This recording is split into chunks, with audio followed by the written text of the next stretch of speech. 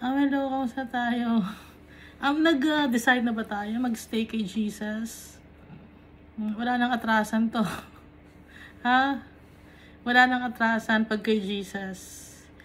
Kasi nag-promise si Jesus dito sa John chapter 15, verses 4 up to 9. Remain in me as I remain in you. Just as a branch can't bear fruit on its own unless it remains on the vine, so neither can you unless you remain in me. I am the vine, you are the branches. Whoever remains in me and I in him will bear much fruit, because without me, you can do nothing. So wala tayong magagawa pag wala si Jesus sa buhay natin. Kaya mag-decide tayo na mag-stay kay Jesus. Mag-decide na ba tayo? Mag-decide na kayo, ha? Napapansin nyo na ang bilis ng panahon? The days are evil. Nakalagay nga sa Bible, the days are evil. Kasi nga, hindi natin alam na yung oras, dumadaan, anong taon na ngayon.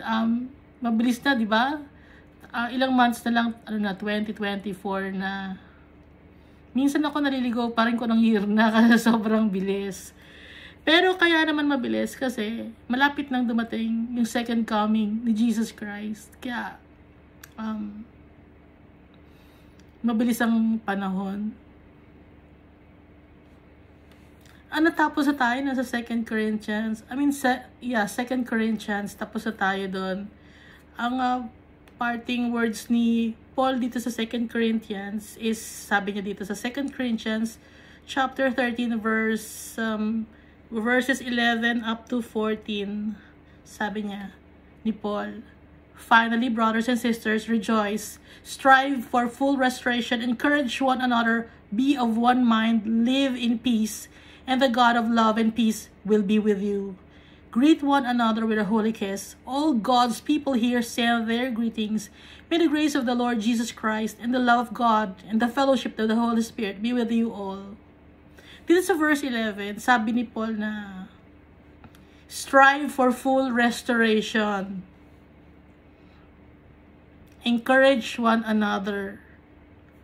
Be of one mind. Live in peace. Para si God of love and peace will be with us. So, mamuhay tayo ng payapa. Iisa ang ating isipan at hangarin.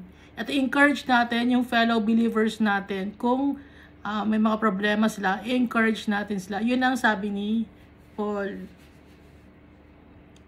Iisa lang dapat tayo ng hangarin. Iisa lang ang Diyos natin, si Almighty Father, at ang kanyang anak na si Jesus Christ. Kasi iisa lang sila, si Jesus. Dalawa sila, no? Si Almighty Father tsaka si Jesus Christ. Pero kaya sila sabing iisa sila kasi iisa sila ng goal. Kaya isa sila.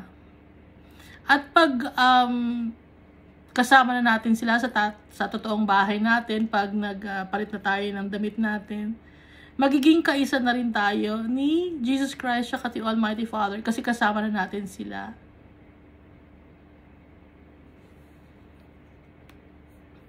Dito tayo sa Galatians.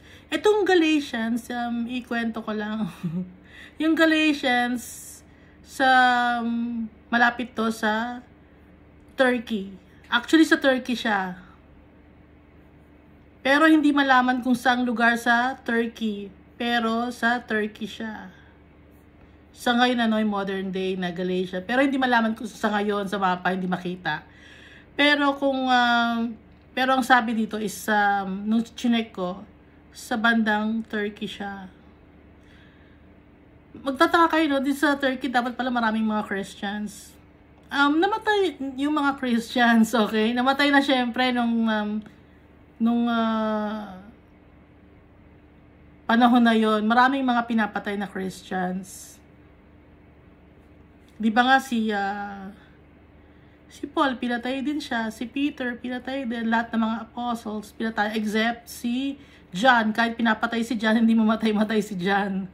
No? Kailangan pa kasi niya isulat yung Book of Revelations. So, nung namatay si Jesus Christ at nabuhay muli, nung umakyat siya sa langit, ipinababa niya yung Holy Spirit sa atin, yung mga apostles, nagsishare ng Word of God sa mga tao. Maraming mga naging Christians. Pero yung mga Christians na yun, pinapatay. Kasi hindi tanggap ng mundo ang mga Christians. Yung mga totoong Kristiyano hindi tanggap ng mundo. Yung totoong follower ni Jesus Christ, hindi tanggap ng mundo ito.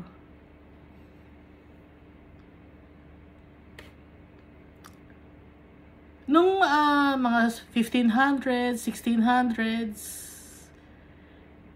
may mga Christian pa rin noon. Hindi sila nawawala. Nagtatago lang sila.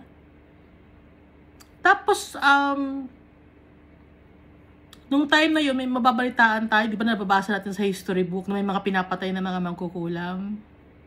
Na may mga kapangyarihan, kunyari, kaya pinapatay, sinusunog, or binibitin sa puno. Yung mga yon, hindi lahat nun mangkukulam. Yung iba yon, mga Christians. Actually, karamihan din mga Christians na pinapatay.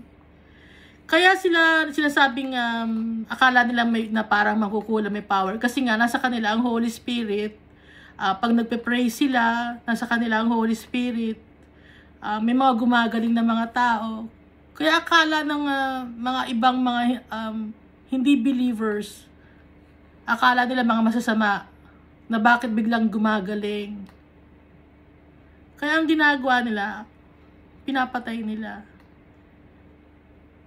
Pero kahit pinapatay nila yung mga Christians, dumadami pa rin. Ngayon madami na tayo. Pero hindi pa rin kasing dami ng mga tao na hindi naniniwala kay Jesus. Maraming tao hindi naniniwala kay Jesus. May mga Christians na hindi naniniwala na si Jesus ay Diyos, na siya ang Messiah. May mga Christians, sinatawag din ang sarili ng Christians, pero hindi sila naniniwala na si Jesus Christ ang Savior at Diyos.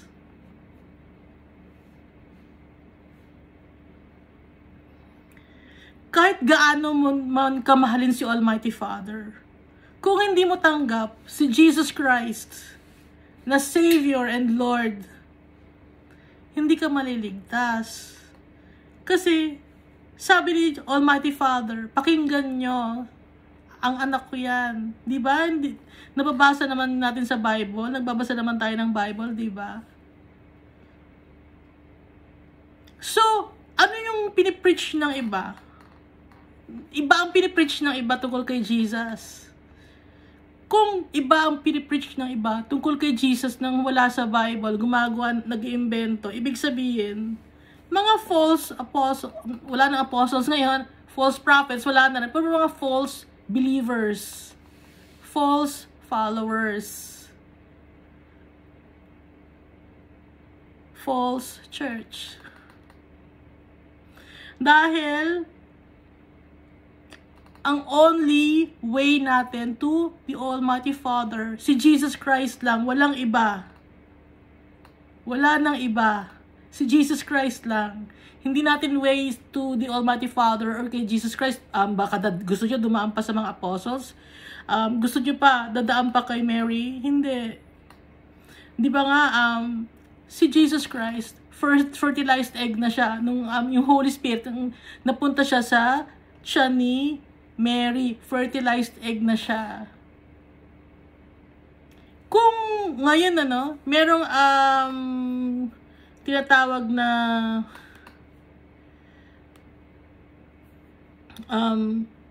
gestational surrogate. Di ba may mga ganon na binuo na yung egg cell tsaka sperm cell tapos inilagay sa tiyan ng babae? Di ba ngayon merong ganon? Nung si Almighty Father, wala pa yung mga science na yun, pero ang Holy Spirit ang gumawa ng ganon. Kaya fertilized egg na. Si Jesus, nasa tiyan niya, napunta siya sa tiyan ni Mary. At yung knowledge ni Jesus Christ, galing kay Almighty Father yun. Hindi yun galing kay Mary. Kasi usually, ang knowledge ng bata galing sa nanay. Pero si Jesus Christ, iba ang knowledge niya, galing yung kay Almighty Father. Kasi nga, hindi siya nakakuha ng egg kay Mary, kundi fertilized, fertilized egg na siya with the sperm na, actually hindi natin alam kung may sperm yun, okay? Kasi Holy Spirit yun eh. Di ba, si Adan, naging sperm ba siya? Naging egg, nagkaroon ba ng ganon? Wala, di ba? Si Adan tsaka si Eva. So, ganoon din si Jesus Christ. Kaso, kailangan na Jesus Christ na dumaan sa pagiging tao. Kailangan makita yung lineage niya. Kailangan ma-experience niya yung pagkabata siya habang papalaki siya. Kasi, para tayo, hindi natin sabihin, ay, hindi naman lumaki si Jesus Christ. Nakita natin malaki na si Jesus Christ. Hindi siya naging baby. Hindi naging baby si Jesus Christ. Sasabihin din ng iba, kaya hindi tayo maiintindihan ni Jesus Christ. Naiintindihan tayo ni Jesus Christ kasi yung pinagdaanan natin. Ganon din ang pinagdaanan niya. Kung yung bata, nadapa siya, nasaktan siya. So, alam niya yung feeling. Alam niya yung feeling natin pag nasaktan tayo, nadapa tayo. Kaya wala tayong rason para hindi sundan si Jesus. Wala tayong dapat isisi or isumbat na, ay, hindi naman ganyan ang ginawa ni Jesus. Hindi. Kasi pinagdaanan niya lahat yun. Diyos siya. Pero pinagdaanan niya yun para sa atin. Para iligtas tayo, maging example. Na kung siya napagtagumpayan na yun, kahit Diyos siya napagtagumpayan, tayo pa kaya? Na tao lang tayo na mahina, mapagtatagumpayan din natin dahil kukuha tayo ng kalakasan kay Jesus Christ. Kasi si Jesus Christ naman kumukuha ng kalakasan kay Almighty Father.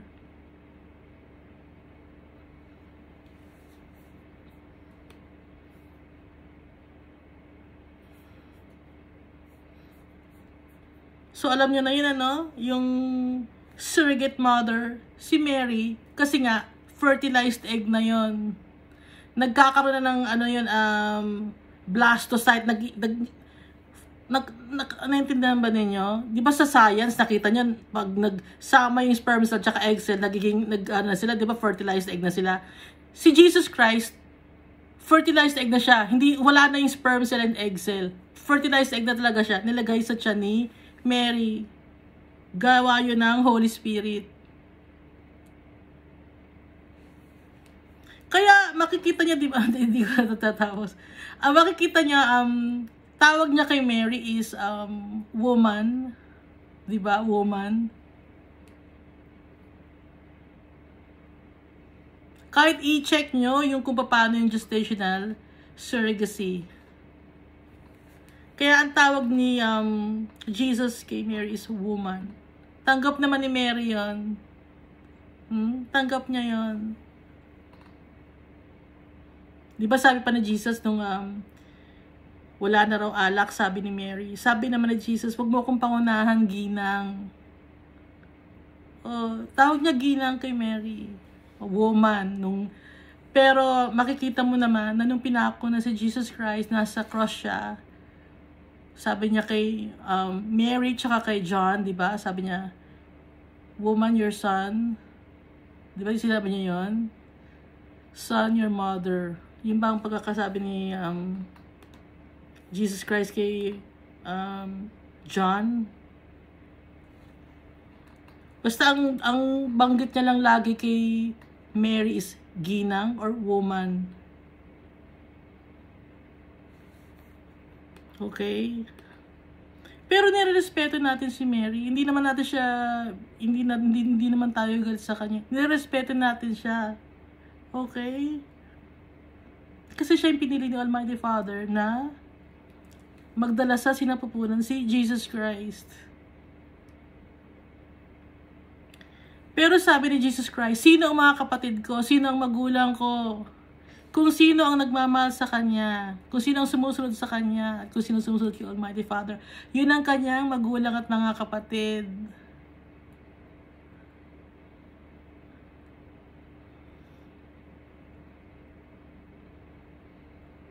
At si Jesus Christ, loving siya. Hindi siya laging galit. At hindi siya nagagalit. Nagalit lang siya nung binastos yung temple nung time na yon na may mga nagtitinda, diba? Tsaka may nagpapapalit ng mga pera dun sa temple. Yun yung time na nagalit siya. Pero hindi siya laging loving si Jesus Christ. Kaya hindi kailangan ng sino man na magpapacify kay Jesus Christ. Kasi si Jesus Christ mismo, Diyos siya, kaya niyang kontrolin ang sarili niya, kaya kilala niya yung sarili niya, kasi anak siya ni Almighty Father. Hindi niya kailangan ng sinoan. Kaya kay Jesus Christ tayo lalapit.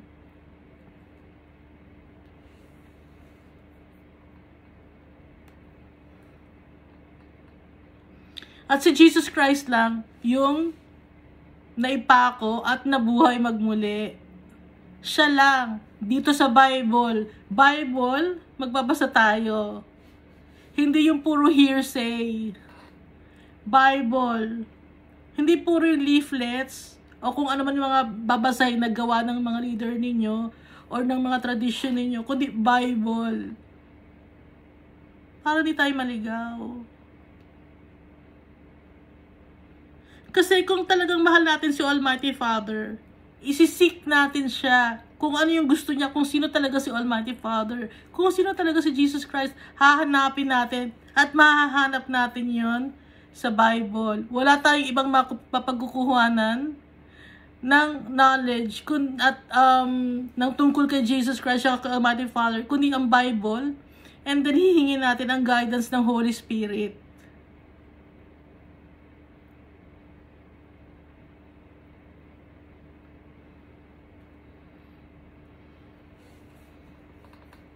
Okay?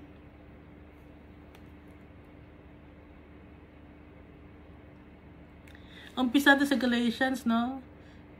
So, ang lugar is Galatia, tapos mga tao, Galatians. So, applicable din sa atin to, para rin sa atin to, gaya ng mga taga-Corinth, applicable sa atin yung mga nasa 1st and 2nd Corinthians. Kasi, mga tao sa Corinth, mga Corinthians. Applicable sa atin yan, pati itong Galatians, Ephesians, Philippians, yan. Applicable lahat sa atin. Para lahat sa atin itong Bible. Si Jesus Christ lahat ang nandito sa New Testament. New Covenant.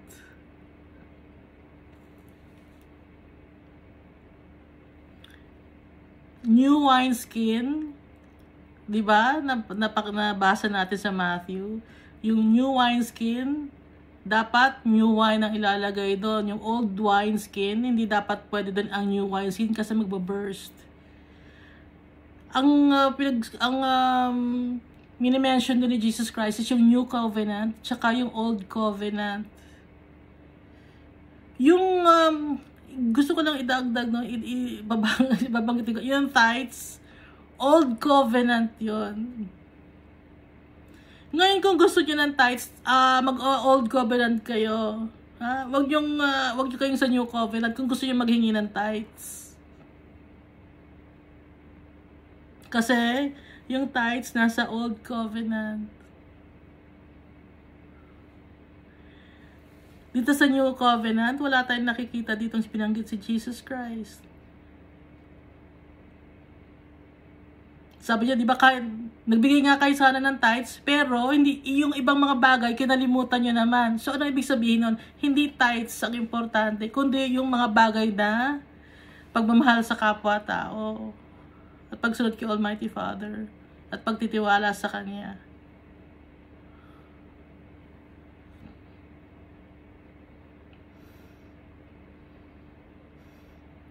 At yung Old Covenant, yun ang sinusunod ng mga Jew. Okay? At hindi sila naniniwala kay Jesus Christ. Kaya may tithes sila at wala sa kanila si Jesus Christ na tinuturo. Kasi yung Old Covenant sila, yung mga Jew, up to now, nagpipray sila na dumating na ang Messiah. Hindi nila alam dumating na. Hindi nila matanggap.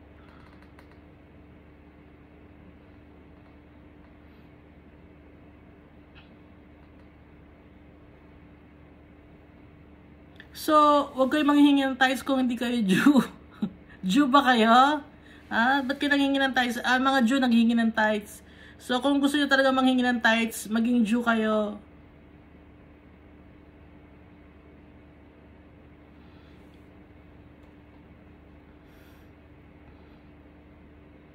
Kung ang bagay ng paghingi ng tithes ang nakakastumble sa mga tao, itigil nyo na.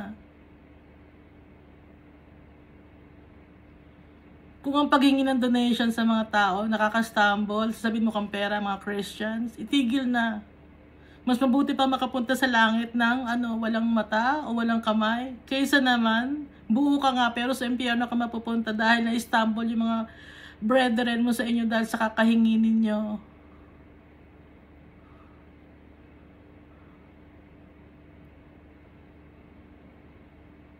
At pag gano'n ang ginagawa mo, hindi mo sinusunod si Almighty Father tsaka si Jesus Christ.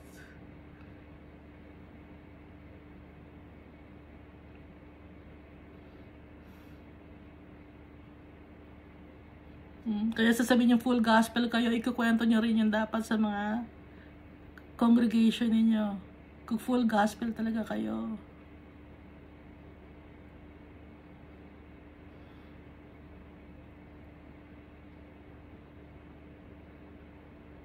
Sinasabi ko sa inyo to, hindi dahil sa galit ako sa inyo. Sinasabi ko to, para yung mga tao, hindi maligaw ng landas. Para yung mga tao, magtiwala kay Jesus Christ. Para hindi nila mapintasan si Jesus Christ. Hindi nila mapintasan ng mga Christians. Lumapit sila kay Jesus Christ. Kasi pag nakalapit na ang tao kay Jesus Christ, kusa na magbibigay ang tao. Dahil mahal nila si Almighty Father. Hindi mo na kailangang hingan, hindi mo na kailangang pilitin. At si Almighty Father ang magbibigay ng blessing sa atin. Kasi yung tithes, doon na kayo maasa, di ba? Ay, may tithes na ngayon. May darating na yung time barrier, may tithes na tayo. Hindi parang, expected nyo na. Expected nyo na may tithes tayo ngayon. Ay, kulang ang tithes natin. Walang pambayad ng tubig. Yung pambayad ng building. Pero expected nyo na, di ba? Pero ang sabi nga ni Jesus Christ, a worker is worthy of his wage. Sweldo. Sa sweldo. Pero hindi tithes yun, sweldo. Ngayon, kung sasabihin niyo yung tithes is dahil sa panggamit sa mga building ninyo, hindi naman kayo inutusan ni Jesus Christ magpagawa ng building eh.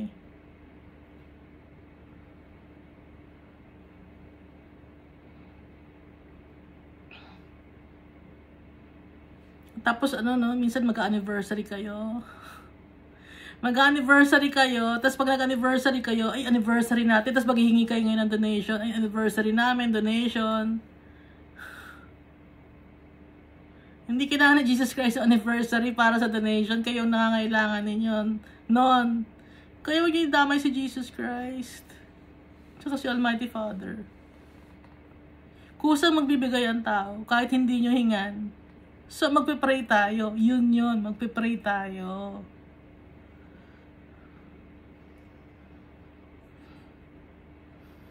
Hindi ba tayo nakakabisa ng Galatians? Mga kalating oras na.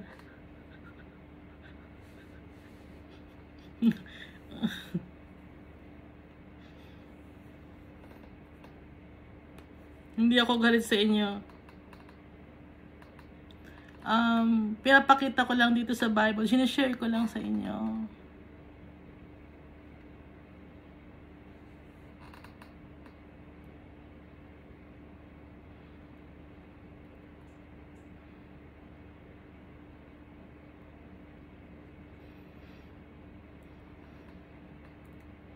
Kasi nagkakaroon ng discrepancy sa turo ninyo. Nagkakaroon ng discrepancy. Kaya nga 'di ba yung old wineskin para sa old onion wine nyo, new wine skin for the new wine. Di ba na or new patch for the new, asa na ba yun? New wine skin dali.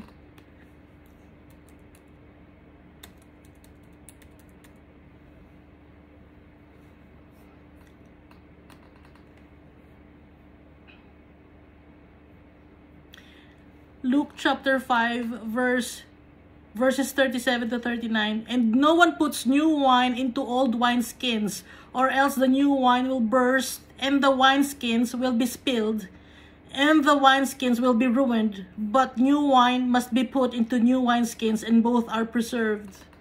Ito yung old covenant, old wineskin, old wine, tsaka yung new wineskin, new wine, new covenant. So, para ma-preserve yung old covenant tsaka yung new covenant. Okay? Kasi, hindi nga akma. Yung old covenant sa new covenant, kukuha ka ng verse ng yung tungkol sa tithe sa old covenant, idadalin mo sa new covenant. Hindi, may discrepancy yon. Magbaburst. Naintindihan ba yun? Magbaburst, okay? Masisira. Masisira ang new covenant dahil ang new covenant si Jesus Christ. Siya ang alay. Tayo ang kailangan niya, hindi ang tithes.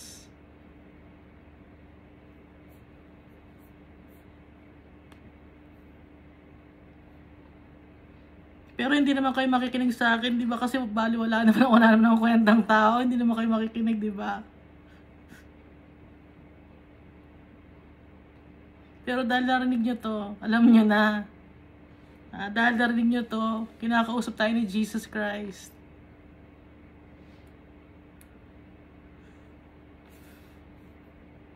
Pero hindi kayo makikinig sa akin, alam ko. Dahil sino man naman ako.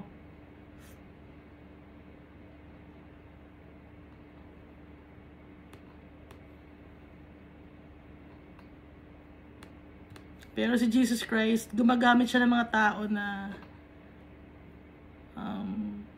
hindi nakapag-aaral, hindi magaling magsalita, para siya ang maitaas. Jesus Christ. Diba si Paul hindi siya magaling magsalita? Si Moses. Yung mga pinipili niya ng mga tagapagsalita, hindi magagaling. Si Peter hindi rin magaling, di ba? Ganun na pinipili ni Almighty Father at Jesus Christ kasi para maipahiya yung mga taong nakapag-aral. Maipahiya mga taong matataas ang tingin nila sa sarili nila.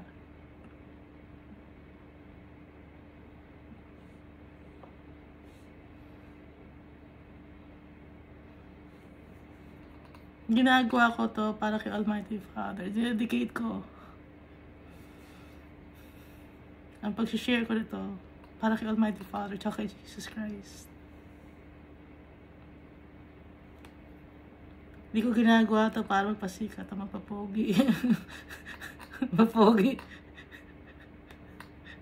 Hindi ko ginagawa to. Kaya nga kahit walang nanonood, diba? Okay lang. Kasi binibigay ko kay Jesus Christ.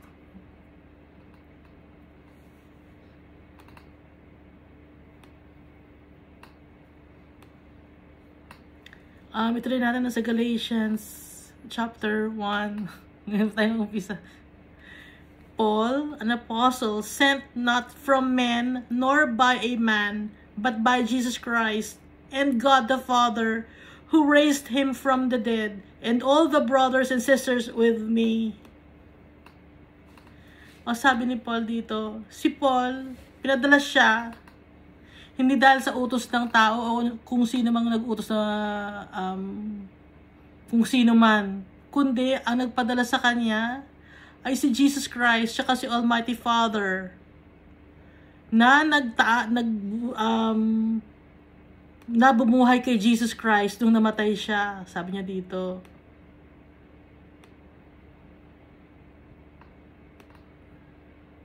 To the churches in Galatia. Kasi si Paul, di ba? Nasa langit na si Jesus Christ nung tinawag siya ni Jesus Christ, si Paul, no? So, nakita lang niya si Jesus Christ sa vision. Pero kahit nakita niya sa vision si Jesus Christ, hindi niya nakita ng nasa flesh na nandito sa earth, si Jesus Christ, or nandito sa mundo, nagtitiwala siya kay Jesus Christ.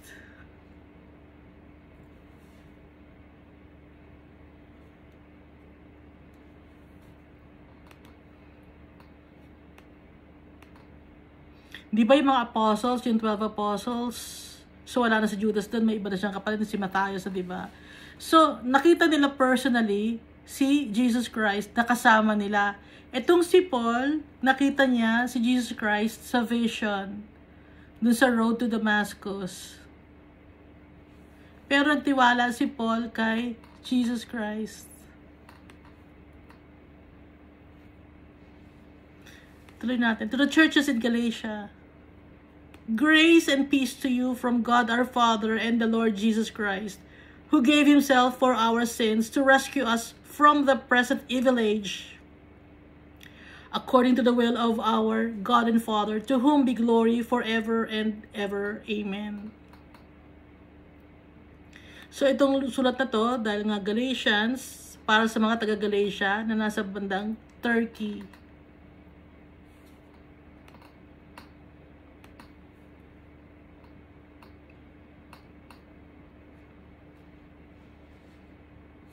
Ang binanggit dito ni Paul, Jesus Christ, who gave himself for our sins to rescue us from the present evil age.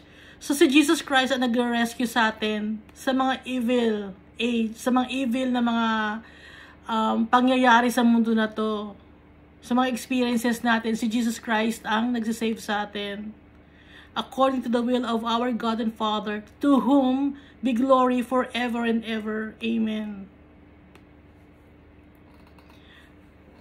So verse 6, I'm astonished that you are so quickly deserting the one who called you to live in the grace of Christ and are turning to a different gospel.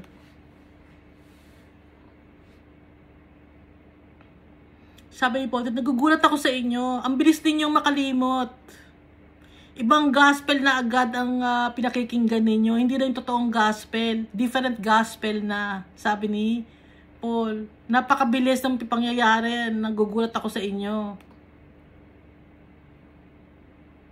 Dahil different gospel ang pinipreach ng ibang mga tao, hindi yung gospel na totoo. Ito natin sa verse 7, which is really no gospel at all. Evidently, some people are throwing you into confusion and are trying to pervert the gospel of Christ.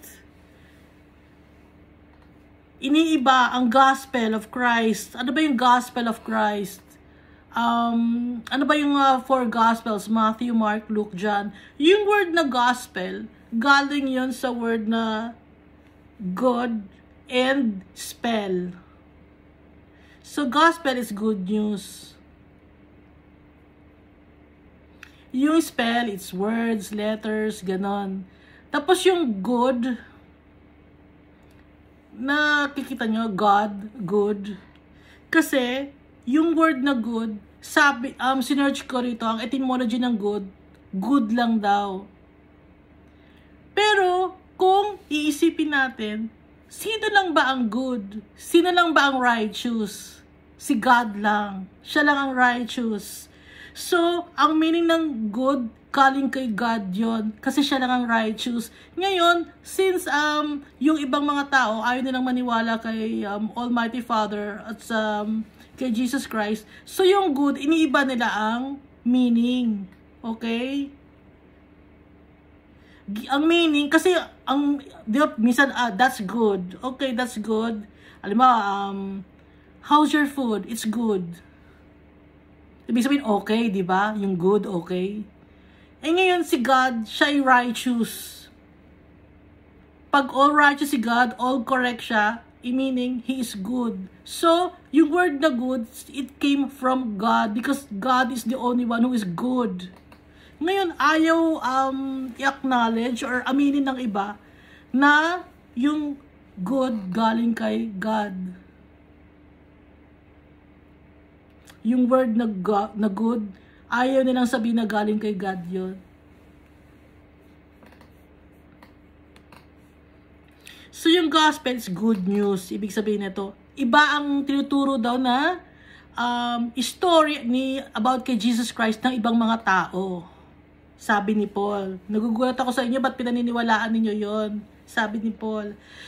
Tuloy natin sa verse 8. But even if we or an angel from heaven should preach a gospel other than the one we preach to you, let them be under God's curse. Kung meron man, kahit na anghel na galing sa langit, na nagpipreach ng ibang story about kay Jesus Christ, isumpa ang tao na yon, or isumpa yung kung sino man yon na nagsasabi o nagsisinungaling ng tungkol sa gospel ni Jesus Christ. Iniiba yung story ni Jesus Christ. Isumpa yung taong yun. So ngayon merong mga nag-iiba ng gospel, no? Ibang istorya nila tungkol kay Jesus Christ. Pero si Jesus Christ, God siya. Messiah, God, Son of Man, Son of God, Savior, High Priest, sacrifice, Lamb of God. Kaisa-isang anak ni Almighty Father. At si Jesus Christ ang magja-judge at the end times sa books of Revelation. As we have already said, so verse 9, no? As we have already said, so now I say again, if anybody is preaching to you a gospel other than what you accepted, let them be under God's curse. Kung sino, inulit ni Paul, kung sino man ang nagtuturo o nagpipreach o nag-share ng ibang Jesus Christ other than what is written or what is in the Bible na sa Matthew, Mark, Luke, John, let them be under God's curse.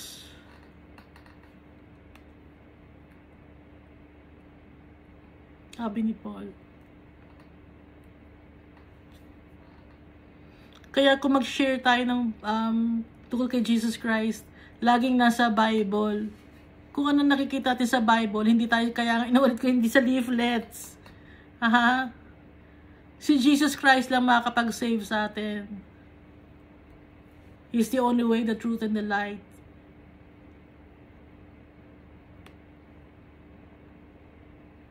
No one comes close to the Father. Ano kahanapan ko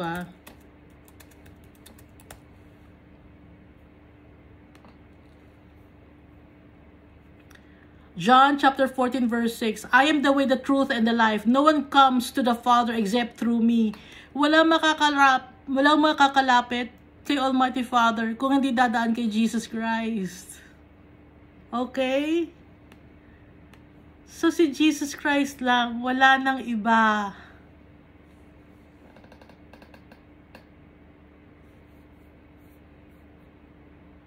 Only Jesus Christ lang para makalapit kay Almighty Father. Hindi si Mary. Hindi kung sino man yung mga taong tinatawag ninyo na namatay na. Si Jesus Christ lang.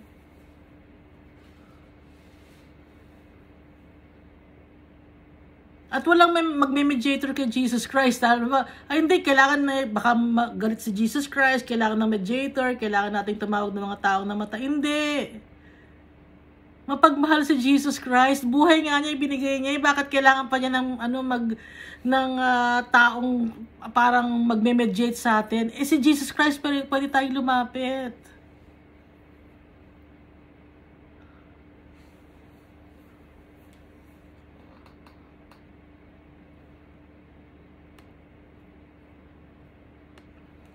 Siya lang, wala nang iba.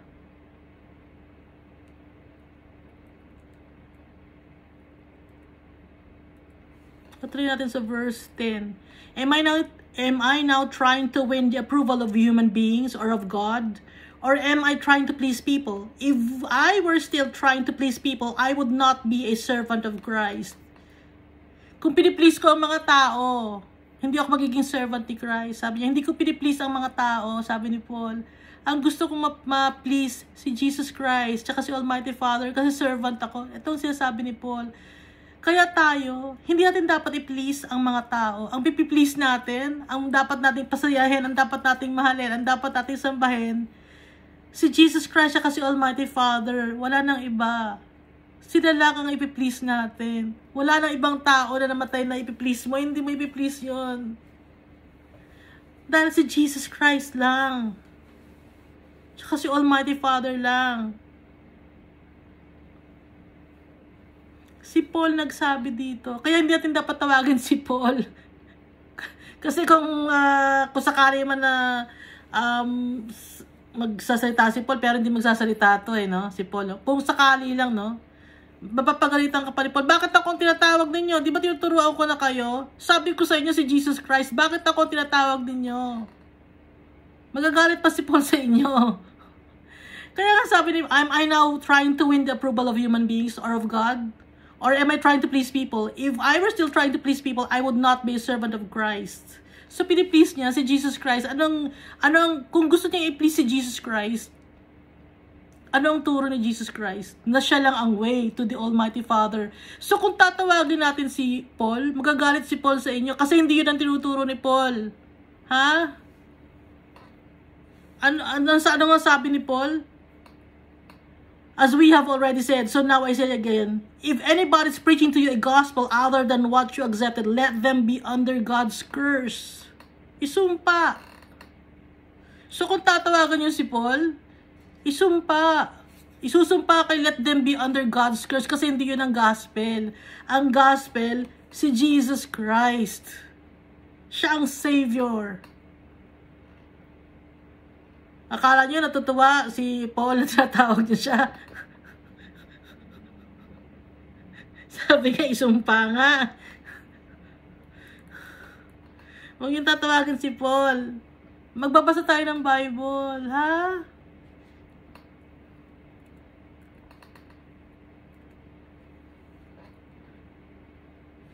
Pag natatawa ako, huwag kayo magagalit kasi matatawanin ako ha? Huwag kayo magagalit, no? Hindi ako nang insulto, kundi itong nasa Bible. Ha? Itong nasa Bible. Kasi kailan ko natatawa kasi yung logic, gano'n, nandito na sa Bible Hindi ba kayo nagbabasa? Kaya, minsan natatawa ako, ba't gano'n yung mga tao? Kasi nga nandito na sa Bible. Kaya nga sabi ko sa inyo, magbabasa tayo ng Bible.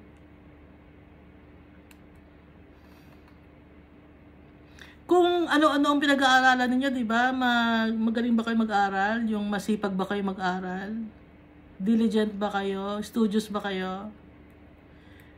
Kung may isang gusto nyo pag-aralan, itong Bible ang pag-aralan ninyo, para lalo tayo mapalapit kay Almighty Father tsaka kay Jesus Christ. Kung yung ibang mga bagay na pag-aaralan ninyo, mawawala rin yun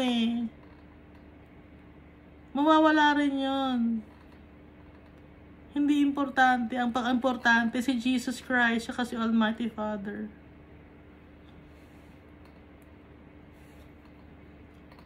Pero okay lang na mag-aaral, pero i-prioritize natin na makilala si Jesus Christ siya kasi Almighty Father.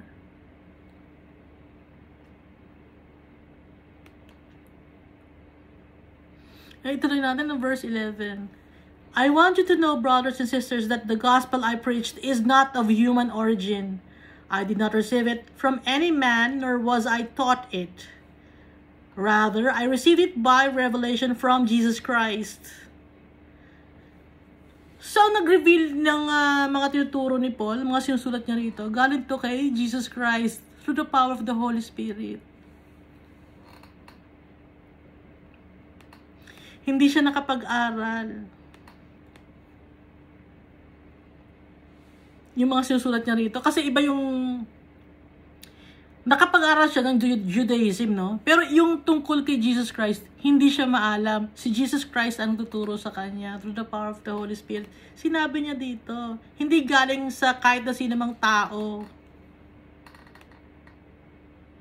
Kasi nga, nireveal ni Jesus Christ yung sarili niya kay Paul. Pero kung sasambahin natin si Paul, magagalit si Paul sa inyo. Let that person be accursed. Isusumpa ang tao na yun. Kasi hindi yun ang turo ni Paul, hindi rin yun ang turo ni Jesus Christ, hindi yun ang nasa Bible.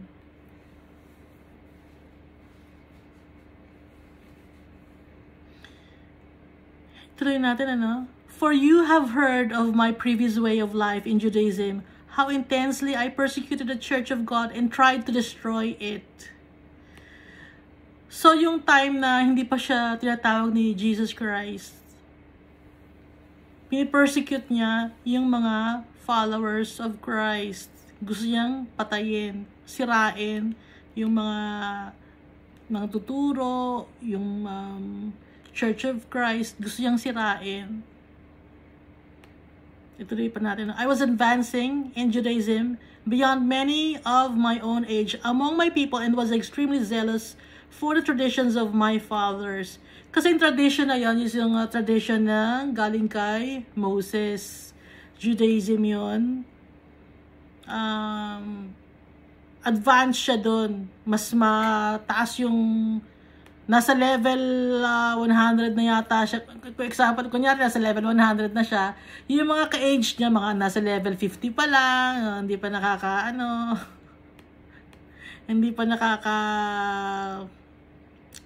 hindi pa masyadong maalam. Pero siya, ang dami na niyang alam. Kasi nga, zealous siya sa pag-aaral ng tradition ng kanyang mga fathers, sabi niya dito, for the traditions of my fathers, o yung tradition ng kanyang mga ninuno. But when God who set me apart from my mother's womb and called me by His grace was pleased to reveal His Son in me so that I might preach Him among the Gentiles, my immediate response was not to consult any human being. Dito sa verse 15, sabi niya, pero nung kahit nasa womb pa ako ng mom ko, tinawag na niya ako. So kaya tayo lumalapit kay Jesus Christ kasi siya ang pumili sa atin. Kaya tayo naging followers ni Christ kasi siya ang pumili sa atin. Hindi tayong pumili sa Kanya. Siya ang pumili sa atin. Sino ba naman tayo? Ano ba nakita sa atin ni Almighty Father tsaka ni Jesus Christ? Ba't niya tayo pinili? Wala naman tayong kwentang tao.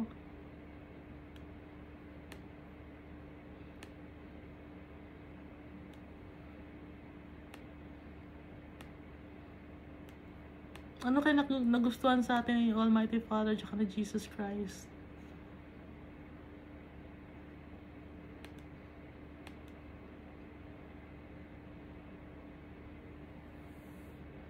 Kaya si Paul, sabi niya dito, nung nasa womb pa lang siya ng mom niya, tinawag na agad siya. He was called by grace. Was pleased to reveal His Son in me so that I might preach to Him. I might preach Him among the Gentiles. So itong ministry ni Paul, mag-preach sa mga Gentiles. Yung Gentiles, di ba, hindi sila mga Jew. Yung mga Gentiles, uncircumcised sila. Okay? Kasi yung circumcision, na-introduce yun ni Almighty Father kay Abraham. Pero, since sa New Testament, kahit na uncircumcised, pwedeng masave. Kasi dun sa Old Testament, dapat lang circumcised para masave. Pero sa New Testament, pwede na kahit uncircumcised. Ituloy natin, my immediate response was not to consult any human being. So, hindi siya nagkonsulta sa kahit sinong tao. Nung nabulag siya, pinag-pray siya, diba, nagkakita na siya. At may nakita siyang mga sa third heaven, binanggit na pag-aralan natin yun, diba, sa past chapters. May nakita siya sa third heaven na pwede niyang ipagyabang, pero hindi niya pwedeng maipagyabang, kaya meron siyang thorn in the flesh. Tapos yung time na yun, hindi siya nag-consult sa any human being. Ang kausap lang niya si Jesus Christ. Si Jesus Christ ang nag-reveal sa kanya kung ano ang gagawin niya, kung ano ang mga sasabihin niya. Ituloy natin sa 1 verse 17. I did not go up to Jerusalem to see those who were apostles before I was, but I went into Arabia. Later, I returned to Damascus. Kahit sa mga apostles, hindi siya kumuha ng turo. Ito, nakikita niyo, hindi siya sa apostles kumuha ng turo. Hindi nga siya nagpakonsulta sa kahit na sino mang human being. Hindi siya lumapit sa mga apostles. But I went into Arabia. Later, I returned to Damascus. So, ang nag-reveal na itong mga tinuturo ni Paul is si Jesus Christ mismo. Ang source niya si Jesus Christ mismo, itong si Apostle Paul. Ituloy natin. And then, after 3 years, I went up to Jerusalem to get acquainted with Cephas and stayed with him 15 days. I saw none of the other apostles, only James, the Lord's brother. I assure you before God that what I am writing you is no lie. So, after 3 years, nung nagpunta siya ng Arabia, tapos bumalik siya ng Damascus, after 3 years nun, nagpunta siya sa Jerusalem para ma-meet si Peter. It's a verse 18. So, nung na-meet si Peter, 18 days siyang kasama si Peter. Wala siya nakita ibang mga apostles. Sabi niya, kundi si James lang, the Lord's brother. I assure you before God that what I am writing to you is no lie. Hindi ako nagsisinungaling sa inyo, sabi ni Paul. And then I went to Syria and Cilicia. I was personally unknown to the churches of Judea that are in Christ. Hindi siya kilala ng mga tao. Nung nagpunta siya sa Syria at Cilicia, hindi siya kilala ng mga tao. They only heard the report, the man who formerly persecuted us is now preaching the faith he wants to try to destroy, and they praised God because of me. Ang narinig lang nila, yung tao na dati nagpe-persecute, yung natuwa nung namatay si Stephen, naging Christian na, naging follower na ni Jesus. Kaya anong nangyari ngayon, they praised God dahil naging follower si Paul. Di ba pag na may mga nagiging Christian sa atin, natutuwa tayo na nagiging may follower ka na rin ni Christ. Nakakatuwa yun dahil magiging kaisa na rin siya ni Christ. Di ba? Pag may mga tawag ba doon? Ano bang tawag doon? Yung pag nag-share tayo ng gospel tapos naging follower ni Christ, natutuwa tayo. At sinasamba natin si Almighty Father. So, ganoon ang nangyari kay Paul. Sinamba ng mga tao si Almighty Father, natuwa sila dahil naging follower of Christ si Paul. So, dito sa Galatians, itinuloy niya yung sa 2 Corinthians, no? Yung kung paano siya tinawag ni Jesus Christ. Tapos dito sa Galatians, kung ano yung mga tinuturo niya, lahat yun galing kay Jesus Christ. Wala siya nilapitang ibang mga tao. Lumapit lang siya kay Cephas para ma-meet lang niya. 15 days lang siya nagstay kay Peter. Cephas, si Peter to. Okay. Yun yung Galatians chapter 1. Gusto ko lang i-share, no? Yung si Peter. Diba 3 beses niya binetray si Jesus Christ? Kaya tilaok yung manok. Kaya si Jesus Christ, nung nabuhay na si Jesus Christ, sabi ni Jesus Christ, diba? 3 beses din siyang tinanong kung mahal mo ba ako, Peter? Feed my lamb, feed my sheep, ganon, diba? 3 beses yun. Kasi, 3 beses siyang ipinagkanulo ni Peter. Kaya ganon ang sinabi ni Jesus Christ. At saka tingnan nyo dito, no? Sa Luke chapter 21, verses 31 to 33. Simon, Simon, Satan has asked to sift all of you as wheat. But I have prayed for you, Simon, that your faith may not fail. And when you have turned back, strengthen your brothers. But he replied, Lord, I am ready to go with you to prison and in death. So pinangalanan dito ni Jesus Christ si Simon, na si Satan ang humingi ng hinihingi ni Satan si Simon, si Peter. Pero dahil mahal ni Jesus Christ, yung mga apostles niya, ayaw niya may mawala kahit isa. Pinag-pray niya. Sabi ni Jesus Christ, but I have prayed for you, Simon, that your faith may not fail, and when you have turned back, strengthen your brothers. Nalulungkot si Jesus Christ pag nawawalan tayo ng faith sa Kanya.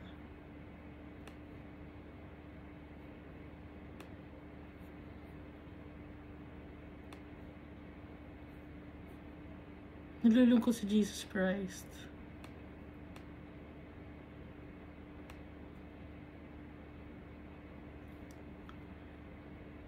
Ito pang sa Matthew chapter 16 verses 18 to 20. And I tell you that you are Peter, and on this rock I will build my church, and the gates of Hades will not overcome it. I will give you the keys of the kingdom of heaven. Whatever you bind on earth will be bound in heaven, and whatever you loose on earth will be loosed in heaven. Then he ordered his disciples not to tell anyone that he was the Messiah. So, di ba binanggit niya rito si Peter? Okay? I will give you the keys, the kingdom of heaven. Whatever you bind on earth will be bound in heaven. Sinabi niya yun kay Peter. Sa Matthew chapter 16 verse 18 to 20. Pero makikita mo naman sa Matthew chapter 18 verse 18. Truly I tell you, whatever you bind on earth will be bound in heaven, and whatever you loose on earth will be loosed in heaven. So, dalawang beses niyang binanggit yun. Yung una, kay Peter niya binanggit. Yung pangalawa, binanggit niya sa mga tao.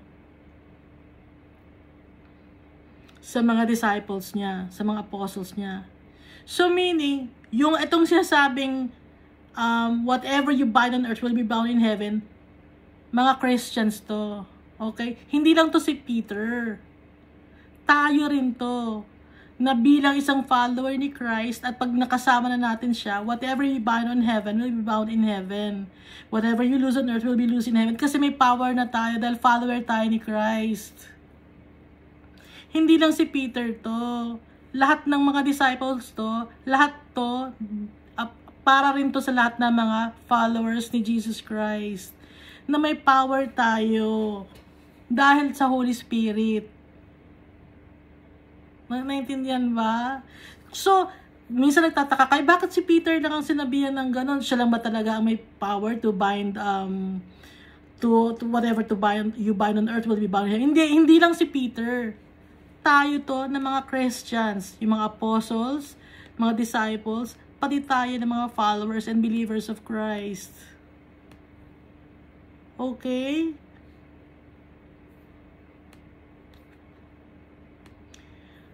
Kaya lang nasi-single out si Peter. Gaya nga na sabi ko dati, minomotivate ni Jesus Christ si Peter.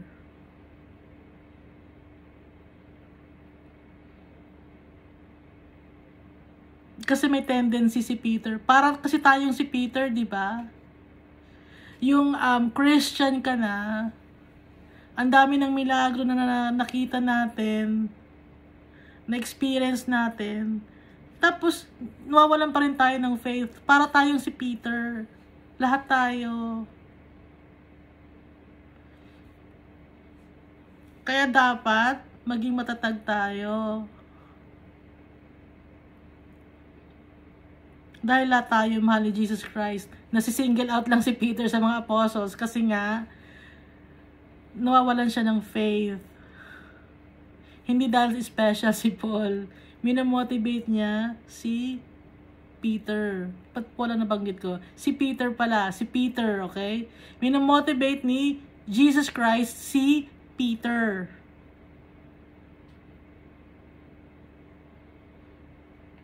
So, kung ano man ang trato ni Jesus Christ kay Peter, ganun din sa atin. Kasi nga, pantay-pantay tayo. Hindi special si Peter. Baka malungkot kayo. Kasi magbabasa tayo ng Bible. Ito, yun ang totoo. Itong sinasabi ko ang totoo. Kaya, ang leader natin, hindi ang mga apostles. Hindi si Mary. Ang leader natin, si Jesus Christ, si Almighty Father. The only way to the Almighty Father, si Jesus Christ lang. Wala nang iba.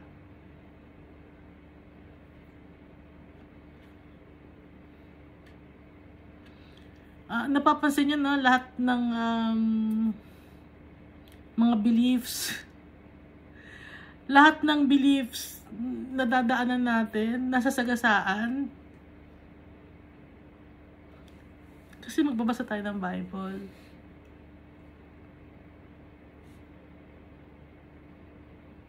Kahit Christian, di ba nasa sagasaan dahil sa tithes? Kasi nga, magbabasa tayo ng Bible. Iintindihin natin, hahanapin natin si Jesus Christ kasi Almighty Father. Hindi lang pag tinanggap ko na si Jesus Christ, tapos na, makikinig na ako sa leader namin, kahit na anong sabihin, okay na ako, ganun ba, ganun. Hindi. Kung talagang mahal mo si Jesus Christ, tinanggap mo siya, hahanapin mo pa rin siya, kasi tinanggap mo na siya mahal mo na siya nasa puso na niya Kung nasa puso mo na, si Jesus Christ, di ba, yung mga tao, kahit, alimbawa, kasi ang church tayo, inihahalin tulad tayo sa isang lover ni Jesus Christ. Pero, in a way na hindi, kasi akala nyo kasi yung lover parang, yung malaswa sa tingin. Hindi, yung nagmamahal. Kasi kung mahal mo si Jesus Christ, isisik mo siya, hahanapin mo siya, asan ba si Jesus Christ? Ano ba ang gusto ni Jesus Christ? Ano ba ang favorite ni Jesus Christ na pagkain? Ano ba ang bagay na makakapagpasaya kay Jesus Christ? Yun, hahanapin natin. Kasi, tinanggap mo na siya or if ever, naging kayo na, inihahalin tulad ko kasi nga, sa Bible, inihahalin tulad tayo na bride ni Jesus, okay? Yung church tayo, inihahalin tulad tayo na bride ni Jesus. Kung, mahal mo na si Jesus, tinanggap mo na siya, magkasama na kayo, kikilalanin mo ngayon, hahanapin mo kung ano ang gusto niya, kung ano makakapagpasaya sa kanya. Ganun yon. Hindi lang doon nag-end na alam ko na tinanggap lang si Jesus Christ, kung ano lang ang sabi ng leader namin. Hindi. Tayo, yung sarili, magkusa tayo. Hahanapin natin si Jesus Christ kasi Almighty Father. Hingi natin ng guidance ng Holy Spirit para hindi tayo maligaw gaya ng mga nangyayari sa ibang mga congregation. Naliligaw sila, nasisira ang buhay nila.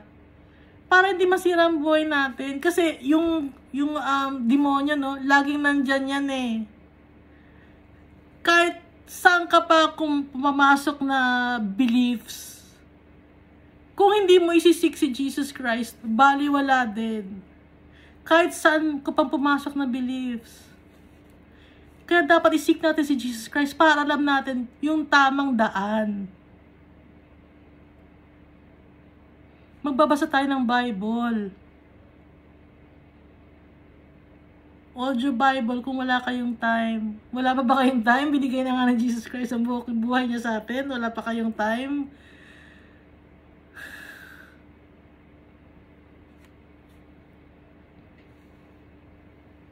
Mahal na mahal tayo ni Almighty Father tsaka ni Jesus Christ, kaya tinuturuan niya tayo.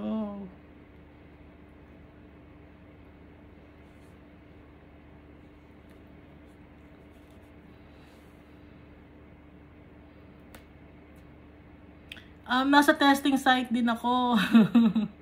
Hindi lang kayo nasa testing site, ako din. Ginagawa ko to para kay Jesus Christ at kay Almighty Father.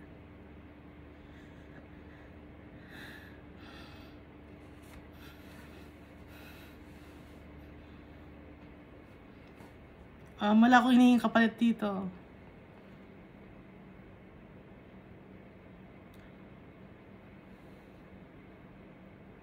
Alam niyo yun yung buhay na parang ito na ang buhay ko, Lord. Ito na. Sa'yo na. Ganon. Napakabait ni Almighty Father.